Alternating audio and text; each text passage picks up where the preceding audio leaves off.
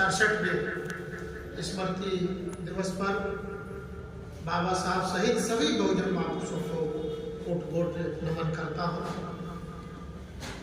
आज के इस ऐतिहासिक दिवस पर बॉम्बे से चलकर आए हुए हमारे सम्मानीय बुजुर्ग विद्वान लेखक दिशा निर्देशक आदरणीय शूद्र शिवशंकर सिंह यादव साहब, जो इस कार्यक्रम के मुख्य वक्ता हैं, उन्होंने आपके बीच में अपनी बात रखी और सभी विद्वान साथी और खास करके इस कार्यक्रम के आयोजक हमारे भाई विश्वजीत दास साहब और सभी उपस्थित हमारे सभी विद्वान साथी मातृशक्ति साथियों,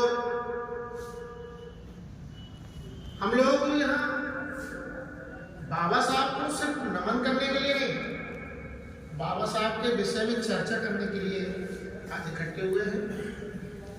अक्सर हम देखते हैं बाबा साहब की प्रतिमा पर 14 अप्रैल के दिन, 6 दिसंबर के दिन या कभी चुनाव हो, चुनाव का समय हो, कोई राजनीतिक रैली हो, तो बाबा साहब की प्रतिमा पर माल्यार्पण किया जाता है। लेकिन बाबा साहब का संविधान, जो बाबा साहब ने अपने जीवन भर की संघर्ष की एक निचोड़ के रूप में संपूर्ण भारत के मानव जाति के लिए, मानव कल्याण के लिए, पूरे भारत की शासन व्यवस्था, प्रशासन व्यवस्था चलाने का एक ऐसा रास्ता दिया, एक ग्रंथ दिया, जिस ग्रंथ के सामने सारे ग्रंथ दुनिया के फीके, उस ग्रंथ को लागू आज तक, उस ग्रंथ को आज तक लागू नहीं किया। बाबा साहब की तरफ से या सरकार की तरफ से ये बाबा साहब ने संविधान दे दिया, सरकार ने कहा कि भाई संविधान लागू हो गया। कहते हैं मात्र से संविधान लागू थोड़ा होगा, मैं दावे के साथ कह सकता हूं आज भी मनुस्मृति से देश चलाया जा रहा है। बाबा साहब इस दुनिया से जाए हुए 67 वर्ष हो गए। संविधान 1950 में लागू हुआ, 1949 में कंप्लीट हुआ। अभी भी कल परसों 26 नवंबर जाइए, 26 नवंबर को बाबा साहब ने संविधान भारत सरकार को राष्ट्रपति के हाथ में सौंपा। उसको भी लोगों ने याद किया, हम लोग भी याद करते हैं, करना भी चाहिए। संविधान में कितने अमेंडमेंट हो गए, कभी समीक्षा नहीं हुई। 3 अमेंडमेंट आखिर क्यों हुए, इसकी क्या इसकी आवश्यकता थी? और जो अमेंडमेंट होना चाहिए था वो आज तक क्यों नहीं हुआ? इस देश में समाज शिक्षा प्रणाली लागू होनी थी, नहीं हुई। फ्री शिक्षा देने की व्यवस्था इस भारत सरकार को करनी थी। भाई हमको चावल तुम फ्री बांट रहे हो, फ्री में तुम शराब बांटते हो, चुनाव में धोती बांटते हो, चुनाव में और भी कुछ बांटते हैं चुनाव में। अरे भैया, इसकी बांटने की आवश्यकता नहीं है। जरूरत तो शिक्षा देने की है, सुरक्षा देने की है, रोजगार देने की है। ये मौलिक अधिकार है, हमें मौलिक अधिकारों की आवश्यकता है। देश के प्रत्येक व्यक्ति को, चाहे वो किसी भी स्तर का व्यक्ति हो, क्या उसको सुरक्षा की आवश्यकता नहीं है? क्या हमारे इस इलाहाबाद जिले के डीएम को सुरक्षा की आवश्यकता नहीं है? क्या उसके बच्चे को शिक्षा की आवश्यकता नहीं है? आवश्यकता है। वो जानता है कि सरकार नहीं देगी तो मेरे पास इतना साधन है, मैं अपने बच्चे को महंगे से महंगे स्कूल में भेज दूंगा। क्या एक मजदूर, ये हमारे भाई यहाँ जो कपड़े धो रहे हैं, क्या इनके बच्चों को शिक्षा की आवश्यकता नहीं? क्या इनको सुरक्षा की आवश्यकता नहीं? जात के नाम पर कहां पर जो अत्याचार नहीं हो रहा? पूरे देश का ऐसा कोई कोना नहीं है जहां जात के आधार पर भेदभाव न हो रहा हो, हर क्षेत्र में हो रहा। ऐसा कोई डिपार्टमेंट बता दो, ऐसा कोई स्तर का कर्मचारी, सरकारी कर्मचारी बता दो जिस स्तर पर, जिस लेवल पर भेदभाव न हो रहा हो, जातिवाद न हो रहा हो। इस देश में जो बीमारी है, जैसा भी अभी हमारे सूत्र साहब ने बताया, देश में जो जातिवाद की बीमारी है, छुआछूत की बीमारी है, ऊंच नीच की बीमारी है, हजारों साल से है। और भारत का संविधान लागू हुए जब से लेकर के आज तक ये बीमारी खत्म हुई नहीं, और अब ये बीमारी बढ़ रही है। ये बहुत चिंता का विषय। हमारे हर महापुरुष, तथागत बुद्ध से लेकर के मानव परशुराम साहब तक, कभी भी किसी भी महापुरुष ने कभी किसी का सर फोड़ने की सलाह नहीं दी। सबके सम्मान की बात कही, सबके साथ स्वाभिमान से जीने की बात कही। ये बात सही है कि बुद्ध ने सर्वजन हिताय सर्वजन सुखाय की बात बिल्कुल नहीं कही। उन्होंने कहा सर्वजन हिताय सर्वजन सुखाय और बहुजन हिताय बहुजन सुखाय नदी के दो किनारे हैं, कभी मिल नहीं सकते। किसी आजकल तमाम विद्वान नए नए आ गए हैं।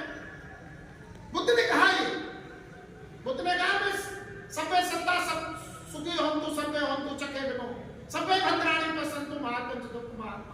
मैं सबकी सुखी होने की भावना करता हूं, अच्छे जीवन की भावना करता हूं, लेकिन मैं सभी प्राणी को हित नहीं कर सकता, हित की भावना करता हूं। क्योंकि एक चोर व्यक्ति है और मेरे पर्स को छीन के ले जाता है, और शूद्र साहब न्यायाधीश है, सजा किसको देंगे? छीने, जिसका छीना गया उसको देंगे कि जो छीन के ले जा रहा उसे देंगे? एक व्यक्ति ने मर्डर कर दिया और एक का मर्डर हो गया, न्याय किसे मिलेगा?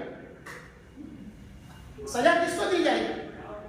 भाई ये देश में मानव जीवन में असमानता भी है, अत्याचार करने वाले लोग हैं और अत्याचार जिनके साथ हो रहा वो भी है। तो हम अत्याचार जिनके साथ हो रहा है, हमारी मानवता, नैतिकता, इंसानियत उसके प्रति जाएगी, हम हमारा उसके प्रति अपनापन होगा, अपनत्व होगा। और जिनमें उस पीड़ित के साथ अपनत्व नहीं है वो इंसानी नहीं है। इसलिए बुद्ध ने कहा बहुजन हिताय बहुजन सुखाय। बहुत से अच्छे लोग जो मानवीय हैं, जो मानवतावादी हैं, इंसानियत वाले हैं, नैतिक हैं, हम उनके कल्याण की कामना, भावना ही नहीं, उनके लिए काम करें।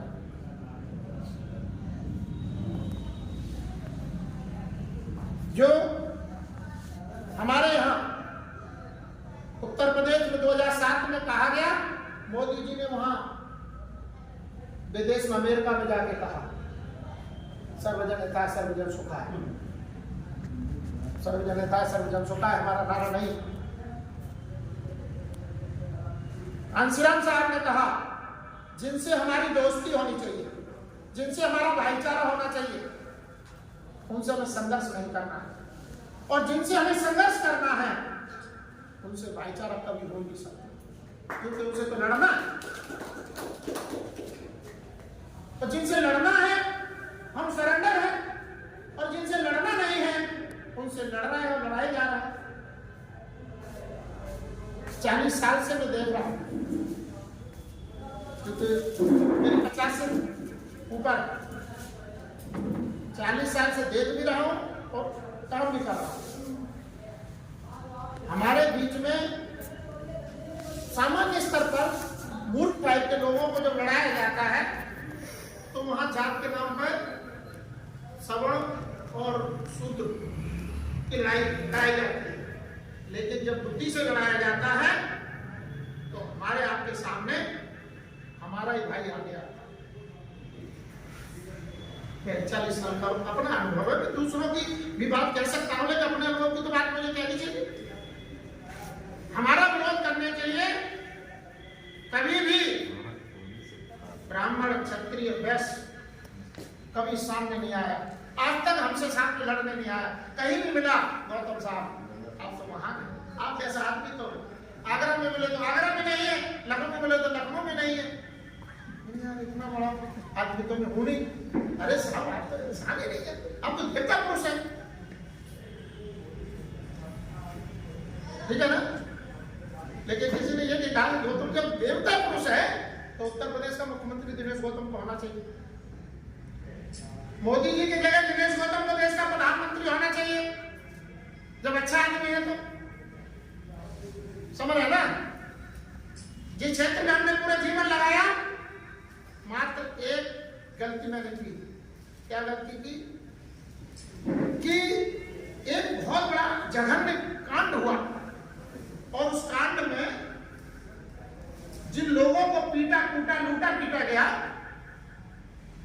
उन लोगों का मॉरल डाउन करने के लिए हमारी ही पार्टी की नेता ने 10 लाख रुपए में पहली बार, इतनी ज्यादा टिकट महंगी कभी बिकी नहीं थी 96 में, और ऐसे व्यक्ति को टिकट दे दी जो सिटिंग विधायक का रिश्तेदार था और वो जीती हुई सीट थी। एक तो ये होता है कि भाई हम जिस सीट को संघर्ष करेंगे जीतेंगे, वो जीती हुई सीट है। जीती कैसे थी? पार्लियामेंट में 2,500 से लीड कर गए, जीते जिताई हो गई नहीं, और अगले चुनाव में जीतने वाले थे। किसी भी ओबीसी को खड़ा कर देंगे शेड्यूल कास्ट और ओबीसी मिलकर जीत लेगा, तीसरे वोट की जरूरत ही नहीं वहां। और वहां सिटिंग विधायक बीजेपी के व्यक्ति को टिकट दिलवा दी, उस व्यक्ति को पूरा समाज ओबीसी और शेड्यूल कास्ट वोट देने के लिए तैयार नहीं। बड़ी चिंता का विषय हुआ। हमने कांशीराम साहब के सामने बस इतनी सी बात कही कि या तो आपको पता नहीं है, पता है कि जानबूझ की गलती क्यों हो रही है। क्या ये 10 लाख की जरूरत है? 10 लाख की जरूरत है, बीएसपी को आज ही खत्म कर दो, हमें नहीं चाहिए ऐसी पार्टी। समझ रहे? पहला आदमी हो कांशीराम जी के सामने यही सब बोला, ऐसी पार्टी हमें चाहिए नहीं, अन्यथा इस सीट को बदलो। पूरी रात कांशीराम नहीं सोए, न मायावती को सोने दिया, इतनी गालियां दी शायद जीवन में इससे पहले कभी दी नहीं। और सीट बदली गई, विधायक बने तो सीट जिस जाति के को दी है उस जाति का दूसरी सीट पे भी मिला, और जाति में तो विधायक पहली बार आए मिले, उसकी सजा हमने भुगती। मायावती जी ने ऐसे ऐसे लोगों को विधायक सांसद मिनिस्टर बनाया, ऐसे ऐसे लोगों को एमएलसी बनाया जो कलेक्टर के मामले में कहीं है ही नहीं, सबसे शून्य। मैं ये नहीं कह रहा हूं कि मैं आप बुराई करने के लिए आया हूं, बात इस बात की है हमारा समाज लीडरशिप के लिए बिल्कुल चिंतित नहीं। हमारे समाज में खासकर शेड्यूल कास्ट में नहीं, ओबीसी में भी, शेड्यूल कास्ट में भी, शेड्यूल ट्राइब में भी, रिलीजियस माइनॉरिटी में भी हम लोग लीडरशिप के बिल्कुल चिंतित। और फिर रोना रोते हैं कि नेता खराब है, राजनीति खराब है। अरे भाई तुम चिंतित किस काम के लिए हो? जिसके लिए आप चिंतित ही नहीं हो, फिर रोना क्यों रो रहे हो? अगर रोना रो रहे हो तो चिंतित हो जाओ। अरे लोगों को प्रधानमंत्री कैसा होना चाहिए पता ही नहीं, मुख्यमंत्री कैसा होना चाहिए चिंता ही नहीं है, विधायक कैसा होना चाहिए चिंता ही नहीं है। जब हमें चिंता ही नहीं है तो ऐसे ही आएंगे ना। एक मर्डर करके हजारों करोड़ रुपया या सैकड़ों करोड़ रुपया की लूटपाट करके और पार्टी से टिकट पा करके विधायक का चुनाव, एमपी का चुनाव लड़ लेता है, कभी कभी हार भी जाता है, जीत भी जाता है, और उसे लोग नेताजी कहते हैं। और ये भूल जाते हैं कि ये 100 मर्डर कर चुका है, 50 मर्डर कर चुका है, अपनी लूटपाट कर चुका है। और एक व्यक्ति पूरी जीवन भर समाज के लिए लड़ता है। लोग कहते हैं 2 पैसे तो जेब में नहीं है, कब विधायक बने? इसके पास तो कुछ है ही नहीं, क्या सांसद बनेगा? सूत्र साहब और हम बैठे थे आगरा में, बुजुर्ग सीनियर लोग और नौजवान दो चार थे, वहां चर्चा हो रही थी। एक क्लास वन अधिकारी से रिटायर हुए, बड़े आसानी से सीधे हमारे मुंह पे कह दिया कि भाई जिनके पास पैसे ही नहीं है वो क्या राजनीति करेंगे, क्या पैसा, क्या पार्टी बनाएंगे। मैंने आपको बाद में बताया, मैंने वो सुन भी नहीं पाए थे और मैंने उसको सुनाई नहीं। क्यों? क्योंकि मानसिक बीमारी सिर्फ ब्राह्मण में नहीं है, शूद्रों में भी बहुत गंदी है, बहुत गंदी बीमारी है। अधिकारी हो गया वो अधिकारी के गुरूर में, व्यापारी हो गया तो व्यापारी के गुरूर में, तो वो जमींदार हो गया तो वो जमींदारी के गुरूर में। अरे भाई आदमी बनो, जरूरत है, तो सबका तैयारी हो रहा और होने वाला है, जल्दी से तैयारी हो रही है। ये जो जगह है शेड्यूल कास्ट के लोगों के आधिपत्य में, बाबा साहब से बड़ा इस भारत में शेड्यूल कास्ट का इस समय कोई आइकॉन नहीं है। अभी आप देख रहे थे मेरे भाई लड़ रहे थे,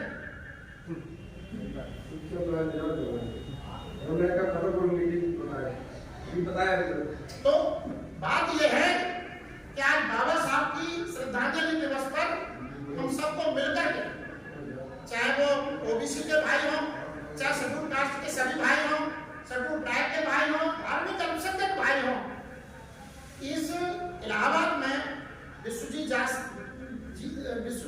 साहब ने ये कार्यक्रम किया और इसकी जानकारी कम से कम 1 लाख लोगों को है, हमारे साथियों को है, लेकिन हमारे विरोधियों को उससे ज्यादा। लेकिन इतने लोग गंभीर हैं इस कार्यक्रम को लेके, शूद्र शिवशंकर यादव जी को सुनने के लिए तो मुंबई से आए, 1 महीने पहले से टिकट बनी होगी, आना जाना, जाएंगे आएंगे। मैं भी आगरा से आया हूँ, पिछली बार कई बार मैं आ चुका हूँ। मैं कह चुका हूँ अपने पढ़े लिखे जो नौजवान साथी है या हमारे जो बेरोजगार नौजवान साथी हैं, सरकारी सेवा में हैं, उनसे हम लोग रूम मीटिंग करना चाहते हैं, मुद्दों पर गंभीर चर्चा करना चाहते हैं। विश्वजीत दास साहब ने कई बार प्रयास किए हैं, आखिर मामला क्या है? या तो हमसे कोई गलती हो रही है या फिर हम जो हो रहा है उसके लिए तैयार हैं। हम झूठ बोल रहे हैं, हम झूठे लोग हैं, हम झूठे लोग हैं, हम उसके लिए तैयार हैं। आपस में एक दूसरे के साथ बेमतलब की बातें कर रहे हैं, या तो फिर महात्मा फूले ने ये शपथ गलत ली कि मैं और मेरी पत्नी ने शादी जरूर कर ली है लेकिन बच्चे पैदा नहीं करेंगे। इस देश के करोड़ों बहुजन समाज के लोग मेरे बच्चे होंगे। या तो ये अपराधी है, या बाबा साहब ने 4-4 बच्चे हमारे लिए गलत कुर्बान कर दिए। बाबा साहब को गोलमेज कॉन्फ्रेंस में नहीं जाना चाहिए था, अपने बच्चे का संस्कार करना चाहिए था। बाबा साहब को 24 सितंबर 1932 को पूना पैक्ट के बाद 25 को जो उन्होंने कहा कि मेरे समाज में अब लीडर पैदा नहीं होंगे, मुंह पर पट्टी बंधे कुत्ते पैदा होंगे, न भाग सकेंगे न काट सकेंगे। कांग्रेस और गांधी जी की टीम ने जो छल मेरे और मेरे समाज के साथ किया है, इसका इतिहास बहुत गंदा लिखा जाएगा और सदियों तक याद रखा जाएगा। कितने लोगों को याद है, यह चिंता का विषय है। हम लोगों ने बाबा साहब को सिर्फ फूल चढ़ाने के लिए हम लोगों को यहाँ नहीं बुलाया। बहुजन चिंतन शिविर, बहुजन समाज की समस्याएं, उनके लिए राजपाट, देश पर शासन कैसे करेगा इस देश का बहुजन समाज। बहुजन और शूद्र में कोई अंतर नहीं है। मनुवादी व्यवस्था के मुताबिक 4 वर्ण हैं। ब्राह्मण वर्ण है, उनकी जात एक है। क्षत्रिय वर्ण है, उनकी जात एक है। वैश्य वर्ण है, उनकी जात एक है। लेकिन शूद्र वर्ण में 6743 जातियां हैं, उनकी एक जाति क्यों नहीं है? ये किसने बनाई? 4 वर्ण किसने बनाए? जिनने बनाए फिर उन्हीं ने 6743 जाति भी बनाई। अरे भाई हमारी भी जाति है कि बनी रहने दो, हमारा भी रोटी बेटी का रिश्ता होने दो, हमें भी लोकतंत्र में शूद्र और बहुजन के नाम से जाने दो, हमारी पहचान शूद्र के नाम से करना चाहते हो वो भी हमें स्वीकार है, बहुजन के नाम से हम करना चाहते हैं, हमारे महापुरुषों ने बताया है। लेकिन उन्हें शूद्र पसंद है, बहुजन तो बिल्कुल ही पसंद नहीं है। अब उन्हें चमार पसंद है, धोबी पसंद है, खटीक पसंद है, यादव भी पसंद नहीं, अहीर पसंद है ना। तो 6743 जातियां जिनने बनाई है और उन्होंने शूद्र बनाया। अब आप बताइए, शूद्र साहब ने अपने नाम के आगे शूद्र लिख लिया, बहुजन भी बहुत सारे हमारे साथी लिख रहे हैं, तो उससे क्या आ रहा है कि बहुजन से लोगों में अट्रैक्शन नहीं है। शूद्र से क्या है कि वो अनुवाद का हिस्सा है, बहुजन हमारे महापुरुषों ने नाम दिया है तो वो तो हमारे लिए दूसरी अपील करता है, लेकिन शूद्र जो नाम है वो हमारे उन लोगों ने दिया जिन्होंने हमें जाति के आधार पर गुलाम बना करके और आज भी हमका शासन कर रहे हैं और करते चले आए हैं। तो अब उनको तकलीफ हो रही है, अगर शूद्र भी ये बन गए तो अभी ये पावर में हो जाएगी, मुट्ठी बन जाएगी, और मुट्ठी जिसमें मारेंगे तो गिरी पड़ेगा। तो हमारा तो साफ साफ ये कहना है, आज हम शूद्र साहब और दिनेश गौतम इस मंच पर आज यहाँ मौजूद इसलिए है कि चाहे तो आप बहुजन नहीं बनना चाहते तो शूद्र बन जाओ, शूद्र बन के भी हमारा कारना आगे बढ़ जाएगा और बहुजन बन के भी हम देश के शासक बन सकते हैं। अगर आप शूद्र भी नहीं रहना चाहते तो तुम तो बने बनाए हो, तुम्हें रोक कौन रहा, तो तुम्हें कौन कह रहा कि तुम शूद्र नहीं हो? अरे मनुस्मृति लागू है और उसी के मुताबिक देश का शासन चल रहा है। बाबा साहब का संविधान बदलने का हल्ला पूरी दुनिया में मचा हुआ है। क्यों साहब गलत कह रहा हूं क्या? जब तुम शूद्र हो और वो तुम्हें शूद्र मान भी रहे और मैं आप उसमें लड़ रहे हैं कि नहीं मैं शूद्र नहीं हूं, मैं तो बहुजन हूं। कल भी हमारे आगरा के साथियों से डिस्कस हो रहा था कि नहीं हम बुद्धिस्ट हैं, बिल्कुल बुद्धिस्ट हैं आप, लेकिन तुम अम्बेडकरवादी भी है। हाँ साहब बिल्कुल अम्बेडकरवादी है, लेकिन तुम चमार अम्बेडकरवादी हो, चमार तुम में से एक भी नहीं, सब जाटव भी हो, तुम जाटव भी अम्बेडकरवादी हो और तुम जाटव भी बुद्धिस्ट भी हो। हाँ साहब तुम काहे के बहुजन हो, तुम काहे के बुद्धिस्ट हो जिसमें बुद्धि नहीं है? बुद्धिस्ट अगर है और उसकी जाति चिपकी हुई है वो धोखा दे रहा है। बुद्धिस्ट होने का मतलब बुद्धि का उसके अंदर चेतना आ जानी चाहिए, और जिसमें बुद्धि की चेतना नहीं है वो बुद्धिस्ट नहीं है, और जिसमें बुद्धि की चेतना आ गई वो बुद्धिस्ट है। भले ही तथागत बुद्धि के समक्ष 3 बार नमन न कर रहा हो, अगर वो बुद्धि के संदेशों को अपने जीवन में उतार रहा है मैं उसे बुद्धिस्ट मान रहा हूं। कल मैंने साहब के सामने कहा कि संयोग से मेरे परिवार में इस देश का बहुत महान बिच्छू धर्म गुरु पैदा हुआ है, इसलिए किसी देश भर के किसी अम्बेडकरवादी तथाकथित अम्बेडकरवादी की औकात नहीं है जो मेरे को अन्यथा मेरे को तो आगरा में लोग कहते हैं ये तो बुद्धिस्ट ही नहीं है। और मेरे घर में सिद्धांत के नाम पर शादियां कैंसिल कर दी जाती है, मेरे घर की पत्नियां भाइयों की अपने आप मना कर देती है कि हम इस परिवार में शादी नहीं करेंगे या करना मत बेटी बुला सकते, ये परिवार अच्छा नहीं है। समझ रहे ना? यही करें तो बहुत सुधर गए, कोशिश की है। तो हमारा ये कहना है कि भाई बहुजन महापुरुषों ने, इसमें कई महापुरुष लगे, इनको सबको आप जानते हो, बहुत सारे महापुरुष हैं जो लगे ही नहीं है, सबने काम किया हमारे लिए, और एक भी महापुरुष ऐसा नहीं है जिसको सम्मान की मौत नसीब हुई हो। एक भी सिंगल तथागत बुद्ध से लेकर के मान्यवर कांशीराम साहब षड्यंत्र के शिकार होकर के उनकी मौत हुई है। और हम लोग, हम जैसे तमाम दिनेश गौतम लाखों लोग आज भी इस देश में काम कर रहे हैं। अगर समाज के जागृत लोग किसी भी क्षेत्र में हैं, कोई कहेंगे सर इस लाश में होता भी नहीं है, अरे भाई घर के और भी तो काम करते हो, 4 बजे के बाद 1 घंटा समाज के लिए भी काम करो। हफ्ते में 1 दिन छुट्टी मिलती है, कोई घंटे उस दिन कर लो, कोशिश करेंगे तो सब कुछ होगा, कोशिश नहीं है तो बहाने बहुत है।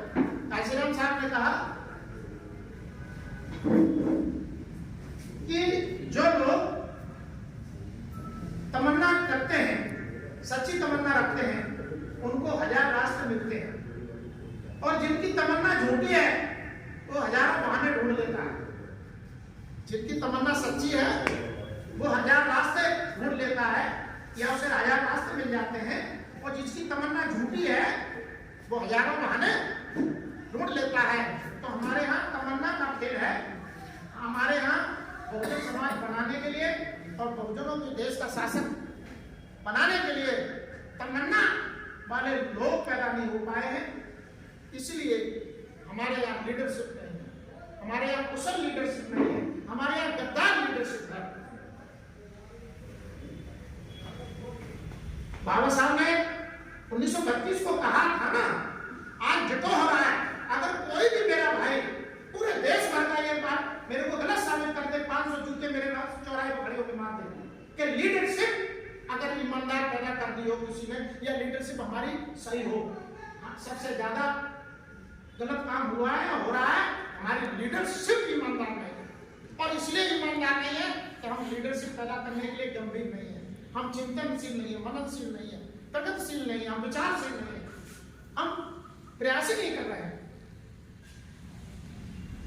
अभी बात हो रही है कि एक भी पार्टी ऐसी नहीं है जो बहुजनों की विचारधारा के मुताबिक, महापुरुषों के सिद्धांत के मुताबिक काम कर रही हो। सच है।